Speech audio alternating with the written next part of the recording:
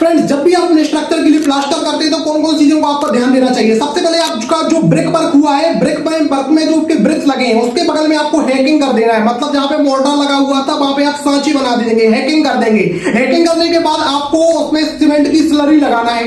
Cement की slurry आप कैसे लगाते हैं, जितना आपने सीमेंट लिया उसका 3 गुना पानी ले लीजिए, घोल बना दीजिए, फिर आप स्लरी लगाते जाइए। तो आपको सीमेंट स्लरी लगाना है और सीमेंट स्लरी लगाने के बाद आपको 1:4 का मोर्टार लेना है। मतलब जितना आपने सीमेंट लिया उसका 4 भाग आपको स्टैंड लेना है और मोर्टार बनाने के बाद उसके ऊपर आपको क्या करना है, प्लास्टरिंग करना है। प्लास्टरिंग हमेशा 2 कोट में होना चाहिए, सिंगल कोट में प्लास्टरिंग होना चाहिए। पहले आप एक कोट में प्लास्टर करें, फिर आप दूसरे कोट में आप फिनिशिंग के लिए प्लास्टर करिए। अब जब भी आप इनर प्लास्टर कर रहे हैं, अंदर वाली दीवार पे प्लास्टर कर रहे हैं, तो उसकी थिकनेस आपकी 12 mm होना चाहिए। 12 mm का प्लास्टर बहुत जरूरी है ताकि दीवार आपकी बिल्कुल सीधी बनी रहे, उसमें अंडुलेशन ना हो, बिल्कुल एक सी प्लेन दीवार आपकी आ जाए। तो क्या आपको 12 mm की प्लास्टरिंग लेनी है। जब भी आप बाहर वाली एक्सटर्नल वॉल पे आप प्लास्टरिंग करते हैं, बाहर की तरफ प्लास्टरिंग करते हैं, तो बाहर की वॉल आप देखते हैं डायरेक्ट सनलाइट की प्रेजेंस में रहती है, उसमें डायरेक्ट रेन वाटर पड़ता है, तो एक्सपोजर कंडीशन आती है, वेदर का डायरेक्ट कॉन्टेक्ट रहता है। इसके लिए आपको बाहर वाली प्लास्टरिंग कम से कम आपको 18 mm और 20 mm की करना है। तो 20 mm की यदि आप बाहर वाली प्लास्टर करते हैं तो प्लास्टरिंग में कोई क्रैक्स नहीं आता है,